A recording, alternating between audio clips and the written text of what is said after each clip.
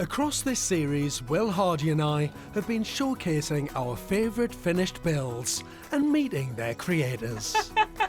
That is so cool. And at number 3 on my list is a project near Bolton that's put a very cool twist on something very familiar to us all. It was one of those days where the road was full of white caravans. And I thought, why is there not an alternative to the white caravan? Why is there nothing a little bit cooler? And this is what Gary McPherson designed and built. A very shiny, ever so cool caravan called the Arthropod, taking its inspiration from the insects. Built to order, his tiny home on wheels is clad in aluminium with an incredibly small footprint of just 2.2 by 4 metres.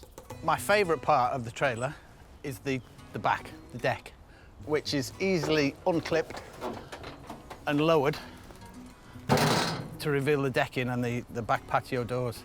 With the deck down, it just brings all the light in. So it's almost like a take on the old gypsy caravan with the kind of design, the overhang, and the back of it opens up. So with those doors open, you could be sat inside, but you're just appreciating the whole of the outdoors.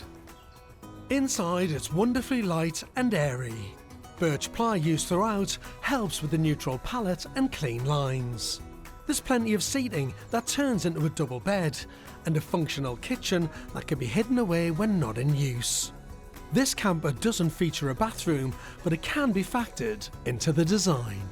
With it being such a tiny space, everything is kind of modular. That flips out, folds out, goes away.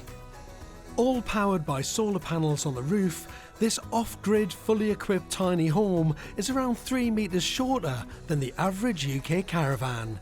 And that makes it a very stylish and amazing bit of kit. At number 2 is something brand new that takes its design cues from history. It's built by Paddy Butler.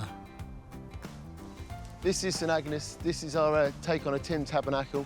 A tin tabernacle was a church that could be easily constructed and put up for the needs of the community, for worship and that kind of thing. It was always made out of corrugated tin and normally wood, so there's not a great deal of them left in the country. Paddy's copy of a classic Methodist tin church is actually upgraded to corrugated steel. And there are some other modern touches. The windows we've got down here, they're all Quaker-style windows, they're all double glazed.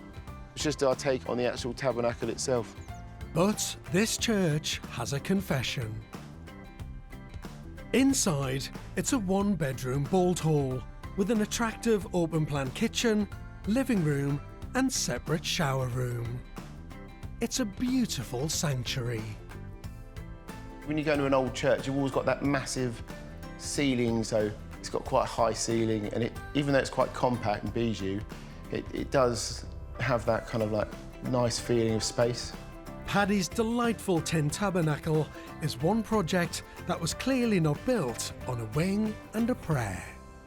At number 1 on my list is a hidden gem full of grandeur. So I got a call from George the other day that said, I've got a tiny build that will blow your tiny mind. Designed and built by Adam Blower, this really is something quite extraordinary. That is really quite exciting. Fancy a climb? Yeah, I'm dying to. So step on the bed. Yeah. And then up the ladder. I mean, this is bonkers. Thanks. A bit harder. Oh, there we are.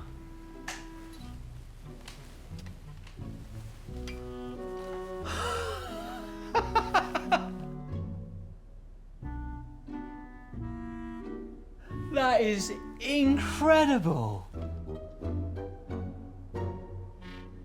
Climbing through the hatch reveals a tiny attic space, just 3.3 metres squared. It's absolutely mind-boggling. There is so much detail. Adam's recreated the Grand Budapest Hotel from the Wes Anderson film, and it's packed full of movie details. Of course, the lobby boy hat. Grand Budapest, for my dearest Gustav, with love, Madame D. Adam, I think I need you up here to explain what you've created. It's amazing.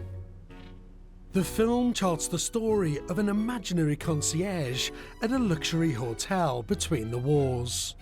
And Adams cherry-picked the best elements from the beautiful sets for his secret retreat. How did this all come about? I've always had an interest in Wes Anderson, and I liked his films, the hit of detail, the references to art, literature.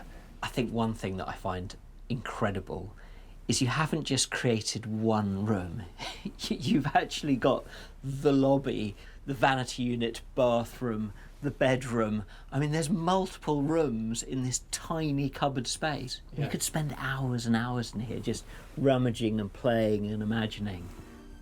Over the years, we've seen all manner of tiny spaces, but this is one of the smallest and most detailed yet.